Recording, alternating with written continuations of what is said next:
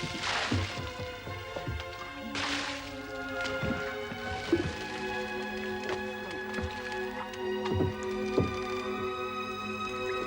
those buckets going, lads, and get those casks filled. It's an ocean of fresh water, all you can drink. All hands to bathe and skylark, owner's orders. I want a sweet-smelling ship and a sweet-smelling crew.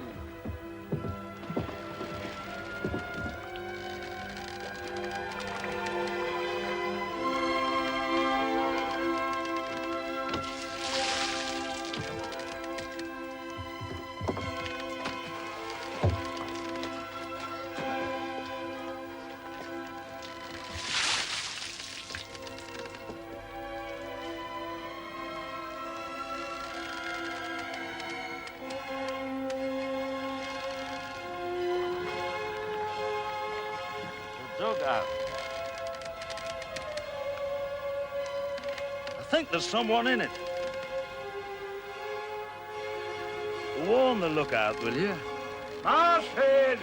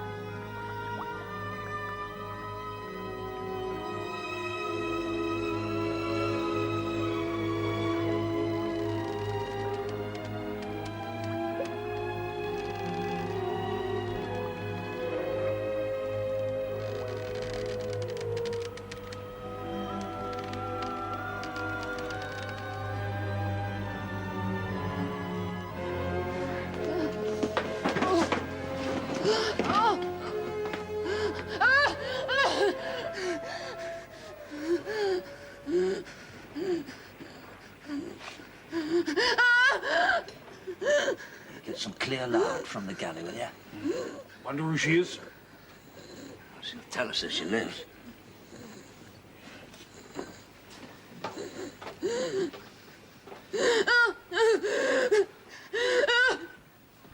You have to come straight to the point, Elizabeth. I've no time for small talk. Money is the point. Oh, then you've come to the wrong shop. I want my share. Of what? The family profits. There aren't any. I don't believe you. James has left the entire conduct of the business in my hands. Yes, he's been very neglectful of late. I shall ignore that remark. Oh, really, Robert? All I have is the house and Albert's income from his Onedin line shares. I've spent the money he left me.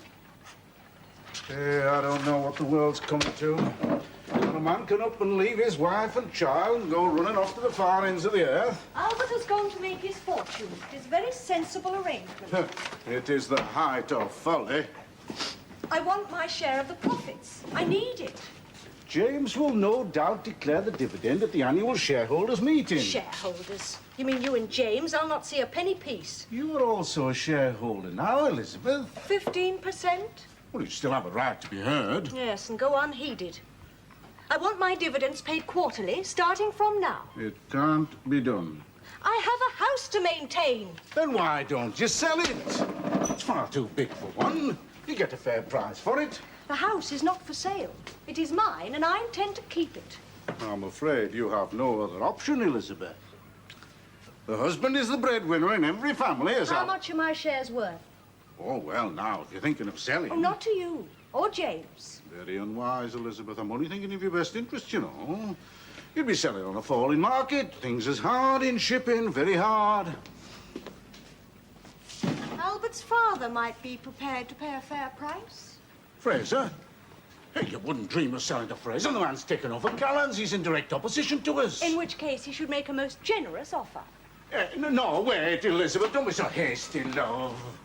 Oh, I'm sure that in my capacity as managing director, I can manage a small interim payment. How much?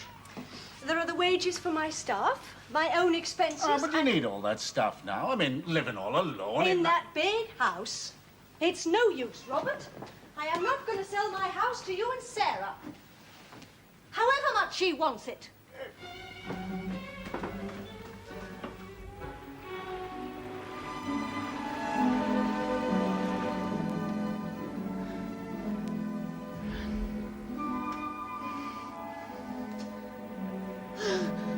Look back. No. No, don't look back. Keep running. Run. Don't stop. Mustn't stop. No. Oh! Quite so. Now you're aboard a British ship, the Osiris, homeward bound for Liverpool. Liverpool. Aye. Do you know Liverpool? Let her drink this. Right. Come on. Oh. There's a good girl. Up. Oh. Oh.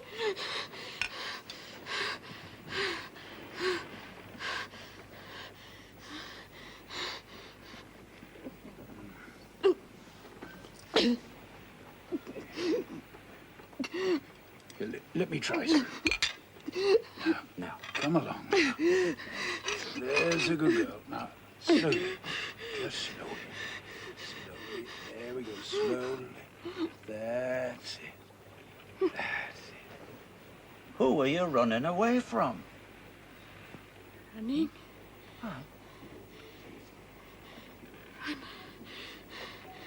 Run! Run! Run! Run! Run! If I may speak without offence, Mr. Onedin, I would have preferred to deal directly with your brother. Oh, you may rest assured, Mr. Biddulph. There is no facet of James's business with which I am not familiar. So no man can serve two masters. I think you will find, Henry, that in matters of business, the adage does not hold true. Mr. Onedin here may very well serve two masters, himself as chandler and James Onedin as owner. That's a common enough practice. And one to be deplored. I was thinking of your brother James's taste for taking himself off to sea in moments of crisis. A man cannot keep his finger upon the pulse of business from the other side of the world. Crisis? In the coalfields, Mr. Onedin. Here, in the coalfields. A man is worthy of his hire. There's scripture for you. Pay them, Henry, pay them. Oh, yes, it's easy enough for you to be free with other folks' money, but you'll sing a different tune when your pocket is hit. But a crisis? The miners object to hacking out the owner's They hundredweight. demand, mark you, higher wages and lower output. Now, if the banks charged a guinea for every pound, Well, they did, I'll can't they? warrant there'd be an outcry from the business community that would ring through the very corridors of heaven itself. Incomplete. And yet the moment a miner objects to hacking out 21 hundredweight for every ton, even a you fixed call him an how ungrateful see dog that. and close the doors in his face. But, gentlemen, surely there is room for compromise. There is, there is. Compromise means that I give and they take. Never. We picked you up 90 miles east of the Amazon. You weren't to know, but you were floating in an ocean of fresh water. You'd only to dip the bailer over the side. What? Aye. The Amazon pushes 200 miles out to the sea. Amazon? Yeah, now, come on, wake up. Wake up! What's your name? Eh? Aye. What's your name?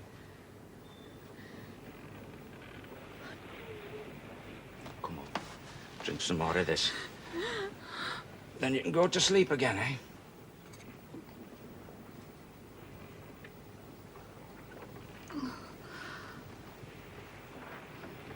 Maud. Maud? Is that your name?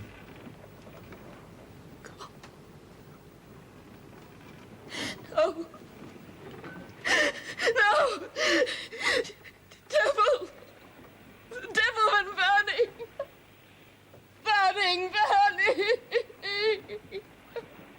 Then you must prepare yourselves for a long battle. Last year, the Yorkshire miners held out for 6 months. 6 months? Yeah, but our contract with you calls for us to reserve you 6 ships. You to supply coal, free on board and trimmed. Oh, unless you keep your side of the bargain, those ships will lie idle. I couldn't possibly find cargoes for them at short notice. Well, now perhaps we can begin to appreciate the far-reaching effects of one man's obstinacy. My obstinacy? Speak to those damn miners of obstinacy, sir. The first effect will be a shortage of coal. Then the laying up of ships. Scores of British seamen out of work. You've your business to consider. As ship chandler, I'd be hard hit. And a prospective candidate who hopes to draw on the support of the labouring classes can hardly afford to be associated with those who oppose their demands for the right to earn an honest crust. Well, I'm sure there must be a penalty clause in that contract. Yes, there is, Mr. Onedin, there is. And I had hoped to persuade you to waive that obligation. I think that while stocks last, there's no need to come to any harsh decisions, which in any case would require the approval of my fellow directors. You have the makings of a fair politician, Robert. Now, in the interests of the country, Mr. My Biddulph, don't gates you... remain closed until they come to their senses.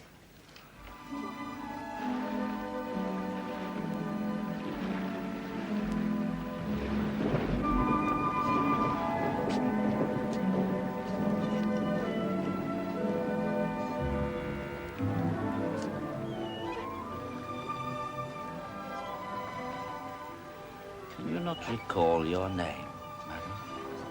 I've tried, but... Maud, you said. No. Not Maud.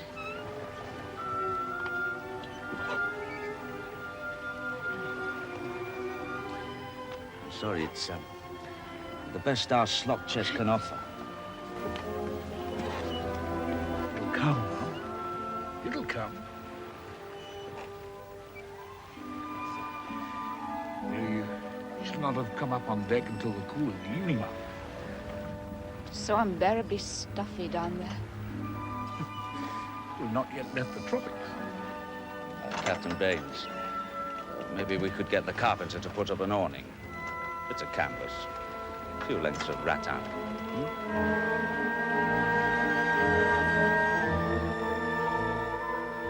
And in our charity, ladies, I think we might support a soup kitchen.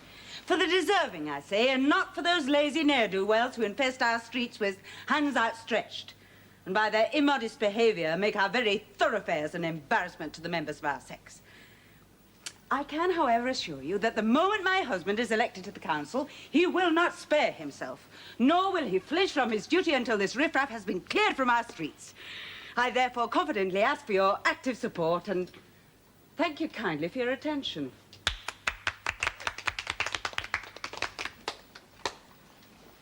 My very first speech, Elizabeth.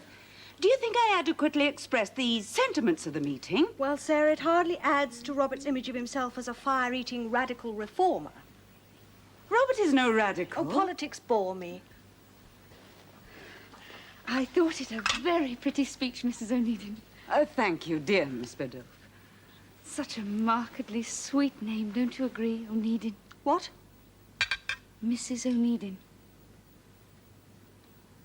What was James's wife like? One of the finest women who ever lived. She always wore a brown dress and a little lacy shawl.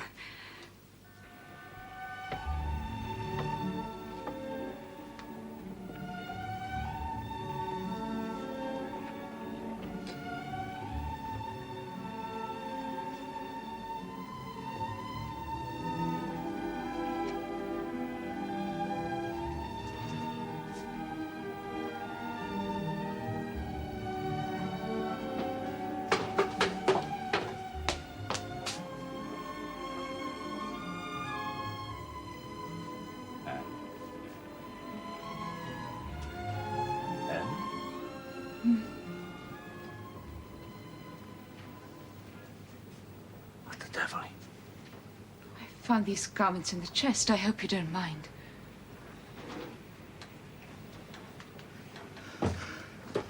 How dare you? Mr. Onedin, sir. Please.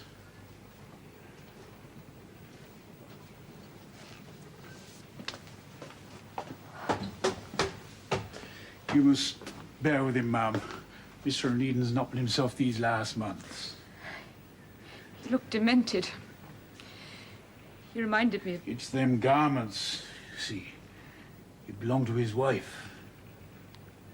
She died in childbirth. Oh, I didn't know. Well, why should you? Well, I found them in the chest. Yeah, that was hers. He's kept it here ever since. I shall replace them very carefully, then apologize. No, Mum. If I were you, I'd just let it rest. He's sort of hiding from memory, you see. That I can understand. Miss Biddulph. Oh. Come along, Miss Biddulph. Show us your form.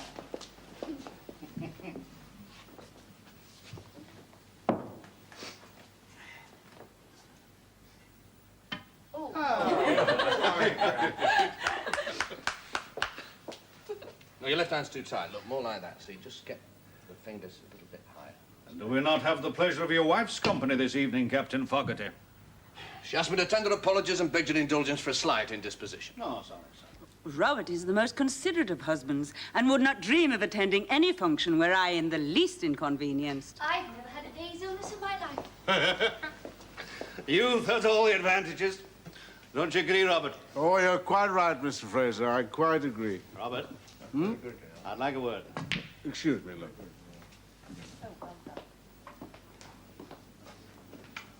Robert, this time you and I came to an agreement on one or two other matters. Oh? Shipping's going through a bad patch, eh? Oh, terrible. I've never known trade so bad. The Chandler side of the business is feeling the pinch. I'll not deny that. No time for dog-eat-dog, more for share and share alike, wouldn't you say? Eh? And with a little goodwill on both sides, you could supply my ships as well as Onedin's. Oh, well, if I can oblige in any way, Mr. Frazer, you've only got to say the word. There's not much to gain from treading on one another's toes. Our best interests lie in each company developing its own sphere of influence without interference from the other. If James will agree to keep his ships out of my waters, I'll keep mine out of his. A gentleman's agreement. Ah, well, I'll do what I can, Mr. Frazer. And there's my hand on it. Well done. Well done, Robert. Thank you. Thank you. Ah, yes, my dear. My turn.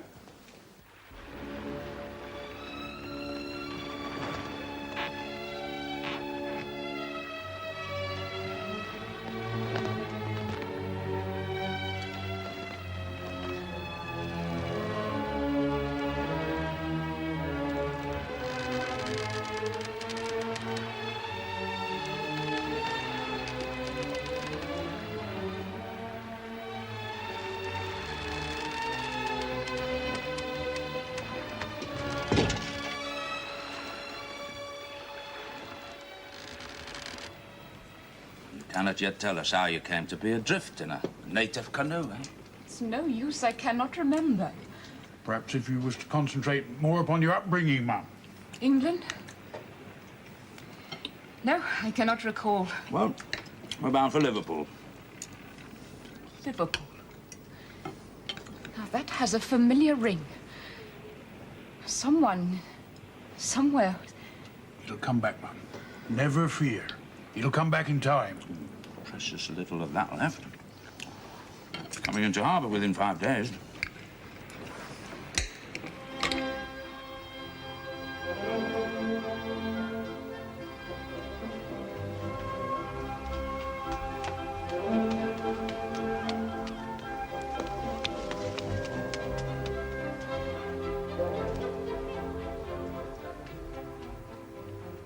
If you've come to let the lady muck you in for a short welcome. Oh, I have no wish to intrude, Eileen. I'm no longer a parlour-maid in your father's house. My lawful wedded name is Mercy. Mrs. Eric Mercy, if you please. Oh, come now, Eileen. We were such good friends. Servant and mistress. Those days have gone, thank God. You get no bobbing and curtsying in this house, let me tell you. But I only want to help. You can best help by persuading your skinflint father to unlock colliery gates. Yes, but he will. He will. I've heard him say so often. The moment the men promised to go back to work, your husband could persuade them to do that. They'd listen to him, and he would listen to you. I've told my husband, you go back before strikes one and I'll leave you. You don't mean it. Charity costs the rich nothing. What right have you got to come down here? You've no idea. You don't know what it's like. What good's a loaf of bread? Will you come round tomorrow when we've eaten that? I've got 4 children to feed as well as my husband and myself. Boiled vegetables picked up out of the gutter after the market. You wouldn't throw it to a stray dog. I'm fighting to keep my children alive, but I won't do it on charity. My husband can work and wants to work, but for a fair wage. I'd rather starve than ask him to go back.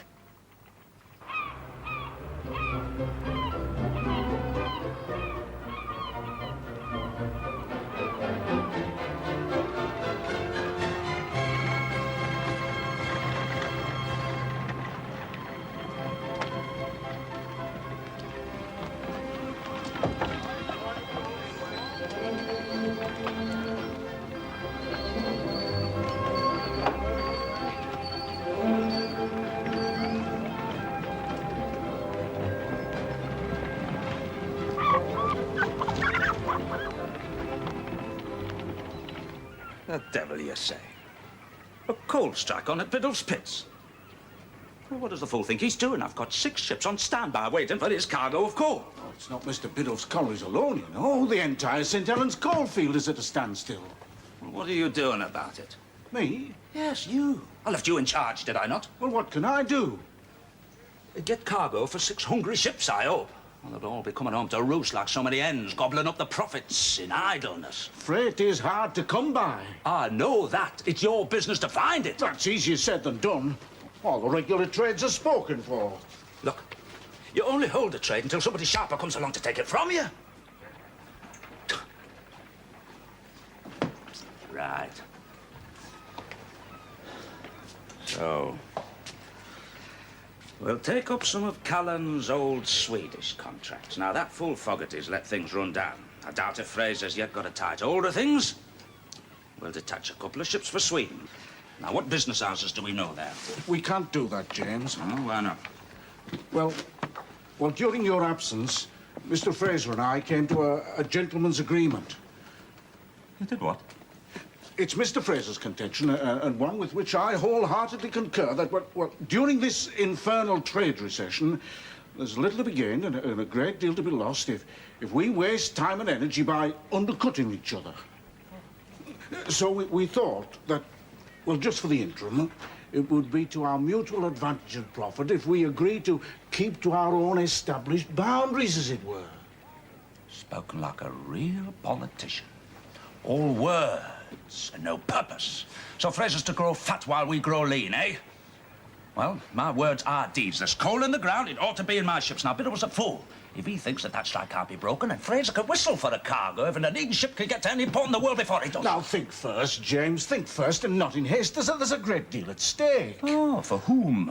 Oh, now, be reasonable, James. In my considered opinion, this proposal of Mr. Fraser's is a very fair one, especially coming from him. After all, he is in the stronger position. How many ships do we have at hand? Well, I know there's the Saratoga. She's discharged iron ore and waiting for coal. And then there's Our Lady Fair. Right, you and Baines can go on the Saratoga. You're clear for Gothenburg. You can go on this evening's tide. Me? Yes, But, James, sure. you don't mean that. Look, I've got business here. But, James, you know the sea and I don't get on together. Anyway, I gave Mr. Fraser my word. Did you sign anything? No. Good, that's settled then. Your word signifies nothing. Oh. Lots of warm clothing with you. Very cold there this time of year. Now, madam, how can we resolve your problem? Aye, my son's been a sore disappointment to me. He has promised to send for me. When he's made his fortune, no doubt. That day will come when Nelson gets his eye back. Mrs. Fraser and I have had a close discussion about your, predicament. Oh? Can't be good for you living in a great empty house all by yourself. Everyone seems determined to relieve me of my own home. Our conclusion was you'd be well advised to sell up and settle down with us. We've plenty of room, far more than we need. I couldn't possibly accept such an offer. And besides, you seem to forget I still have my Onedin line shares. Ah, well now, there I might be able to help you. I could take them off your hands at a fair price, reinvest your capital wisely. Oh, why, James, how providential. You can advise me. How much are my shares worth? Caroline, what are you doing here? Caroline!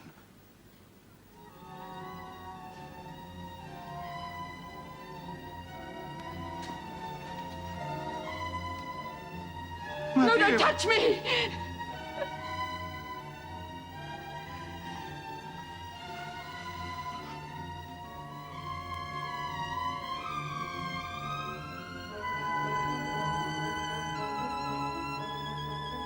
Give me.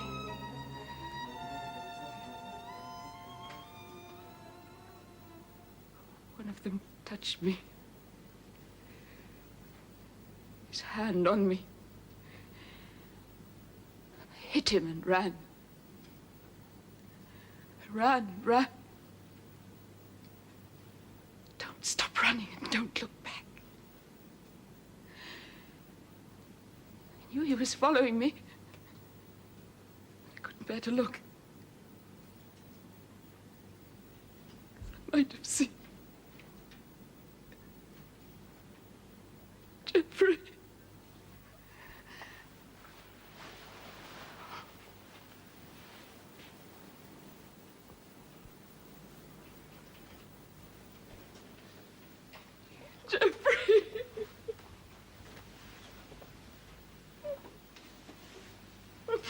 My niece. My wife's sister's eldest girl. She's been out in Brazil for 6 years. Married to Geoffrey Maudslay. He's in the railway business out there. How did you meet her? Surveying the countryside for a railway link. He asked me to go with him. I'd seen so little of him these last few months.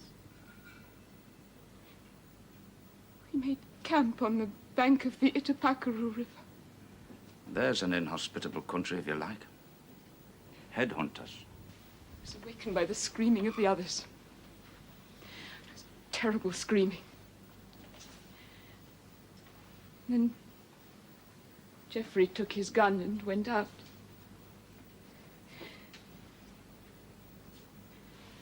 And when I went out,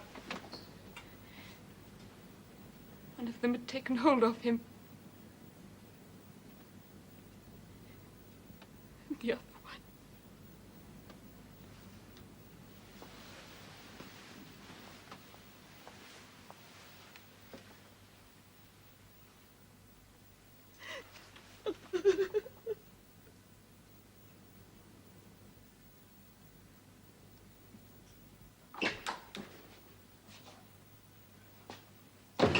Yes, Captain Fogarty.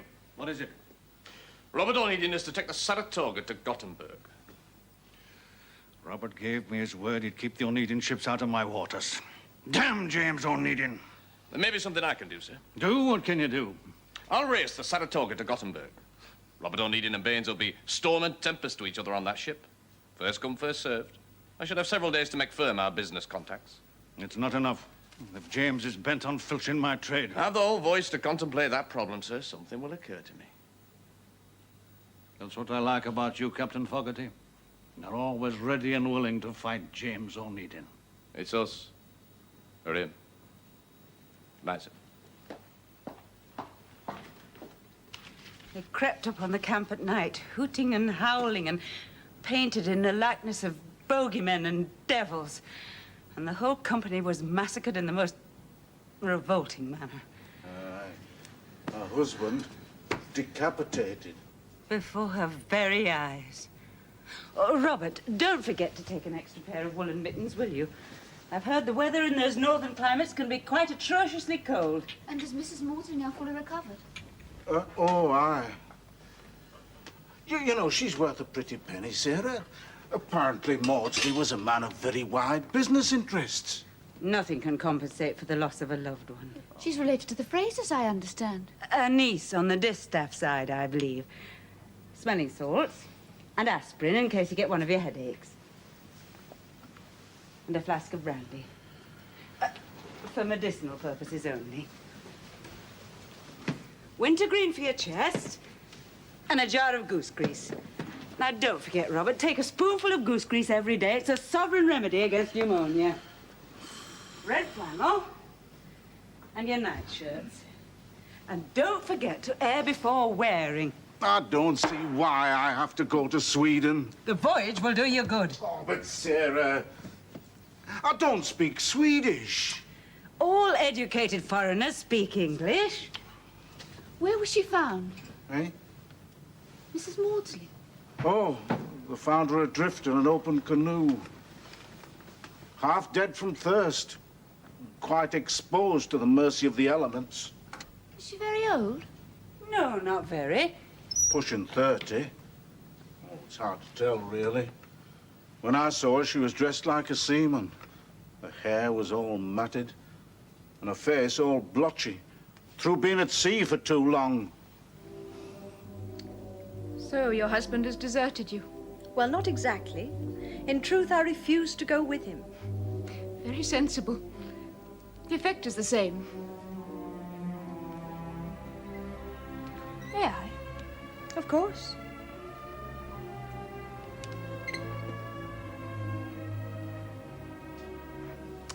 Under the circumstances, the best advice I can give to you, my dear, is to take a lover.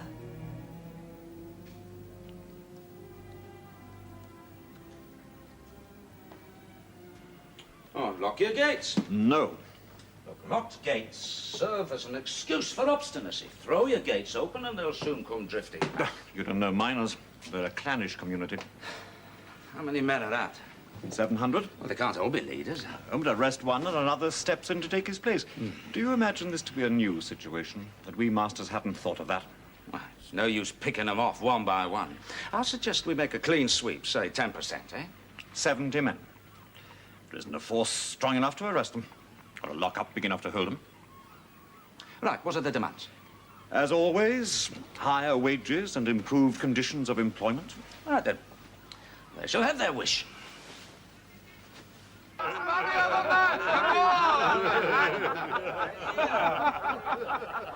wants to burrow under the ground like a rabbit, eh? When it's the opportunity of breathing God's own fresh air, eh? Sign with a generous employer. Regular wages. An allotment for your wives. And 3 square meals a day. Feed full and plenty. And all the ale you can drink. For every man to sign now. A loaf of bread and a wedge of cheese. Let Biddulph Hugh's own coal, eh? Leave him high and dry on the beach. Right. First man to make his mark.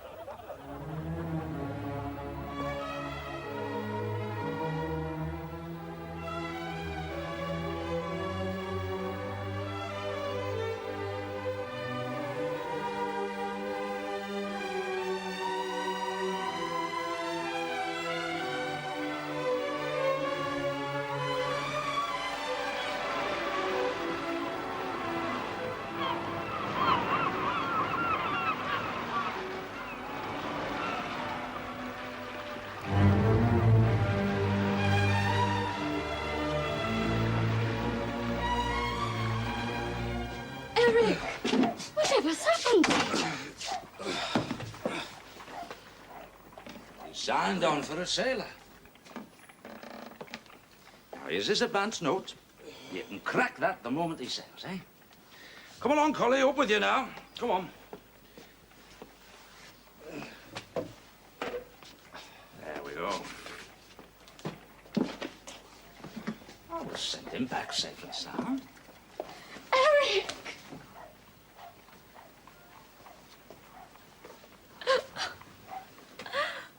Oh, Eric, my love.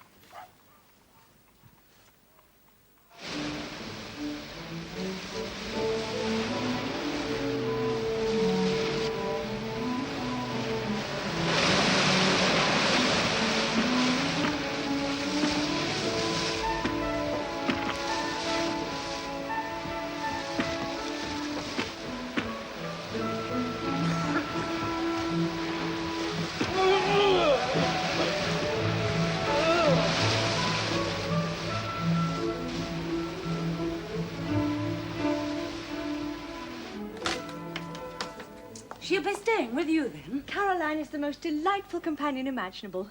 Though I must say she does hold with the most outrageous opinions. Really? And what is more, she smokes cigars and cigarettes as bold as any man. Then she must have very common tastes, for cigarettes are strictly for the lower classes.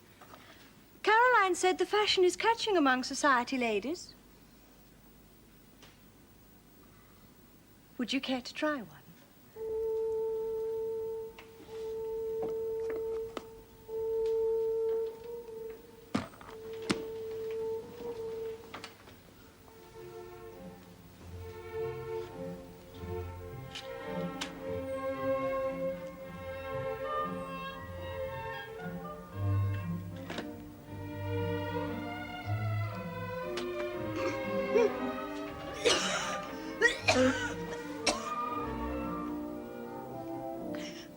The gentlemen are very welcome to their vices. Perhaps we should have started with cigars.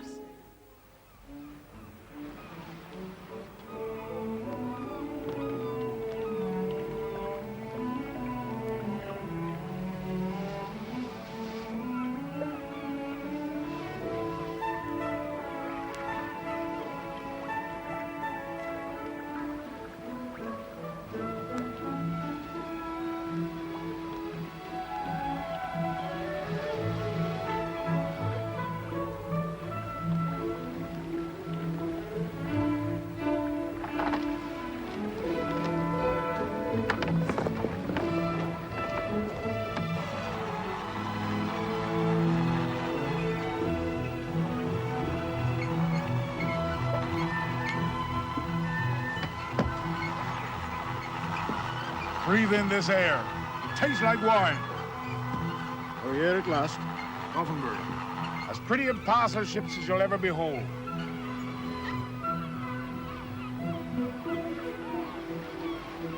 It looks like a Frazer ship burst on the jetty. I reckon Captain Fogarty's beaten us to it. I doubt he'd be pleased to see you, sir. You'll kindly leave the conduct of the business to me, Captain Baines. You'll have another one. Good for your stomach.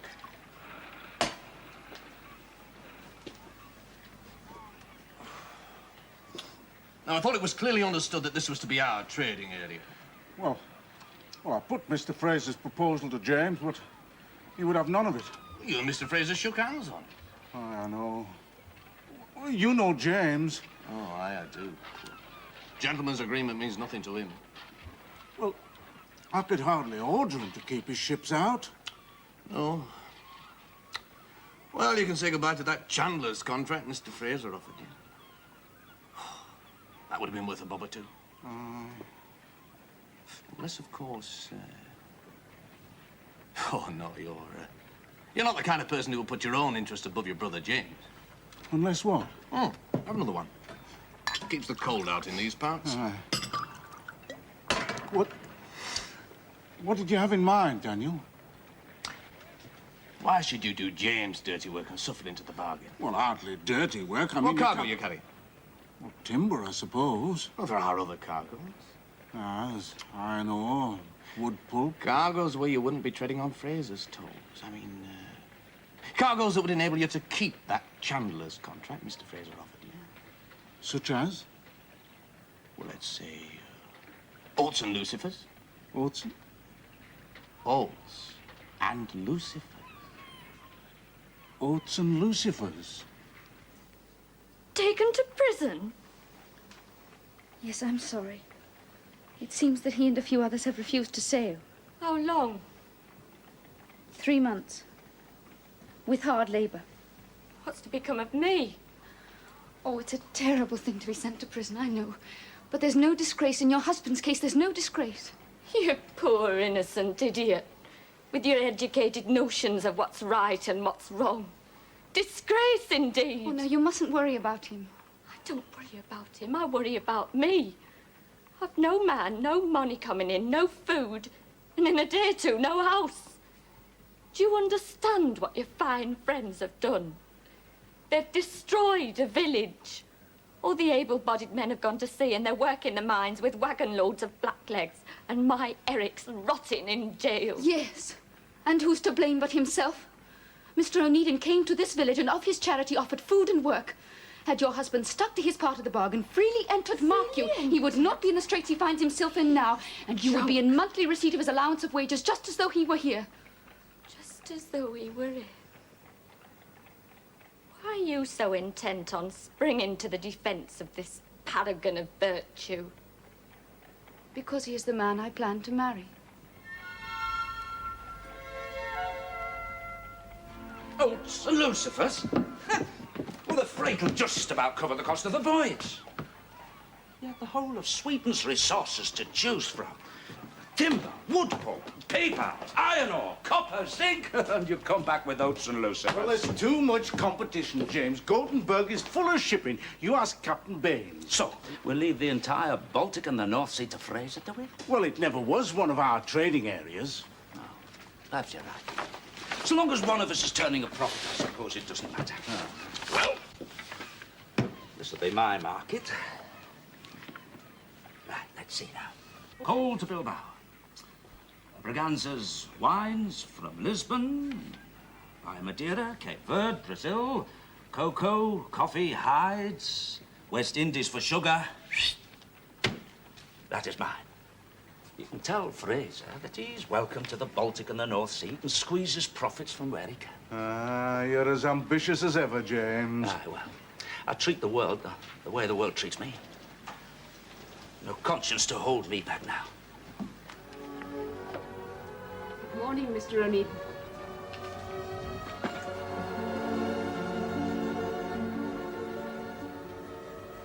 Good morning.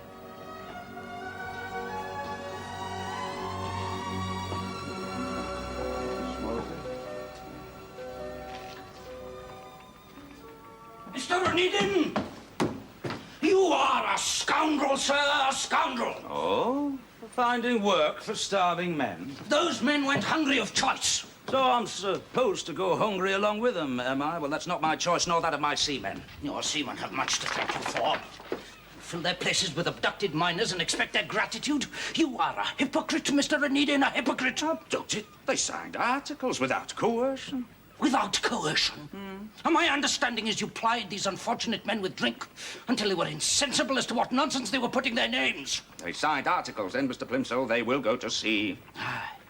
Only because if they refuse, they'll be hunted down like common criminals, prosecuted with all the rigor of the law, and sent to prison for a term of at least 3 months. Now that, Mr. Onedin, I call coercion, and coercion of the worst kind. No point in arguing with a man like you, sir. You have your opinions, I have mine. Oh, good day to you. Day to you, Mom. Hey, Mr. Plimsoll. No, wait. What's all this about? I hope I'm not intruding, Mr. Onedin. I've yet to thank you for your timely assistance. Well, that was more good luck than good intent. You are too modest, Mr. Onedin. My recollection is that you nursed me back to life. We did what was necessary. And to think that Mr. Plimsoll described you as a scoundrel. Ah. And did you agree with him? Yes. Oh? How else would you describe a man who, for no other motive than that of private gain, abducts a few score half-starved wretches whose only crime was in demanding a decent return for their labor?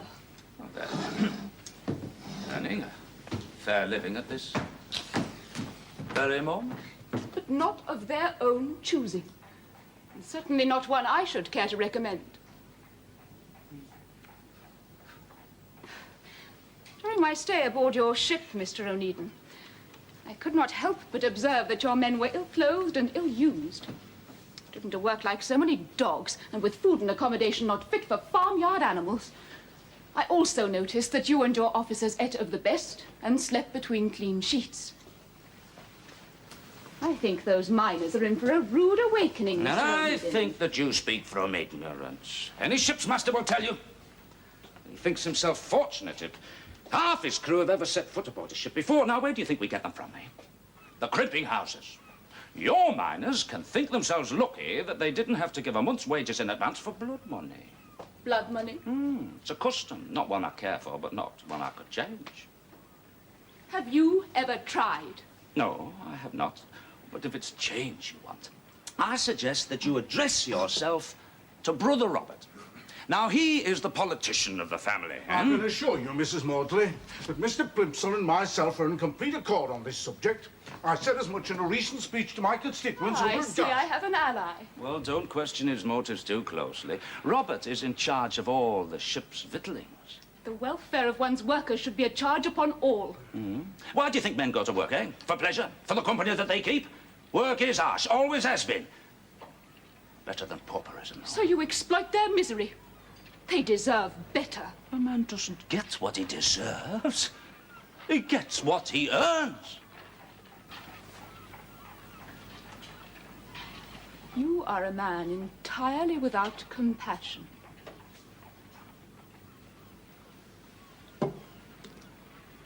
Good day to you, Mr. Onedin.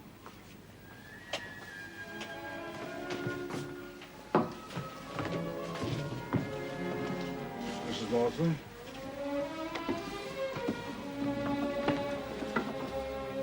By James, there goes a woman of spirit. More than the sea could douse, eh? She likes to put her oar in and all. Aye, and she's not without influence. Not with me. Strikes me you hauled out more than you can handle when you fished her out of the sea. Well, if she's any trouble, we can always throw her back again, eh?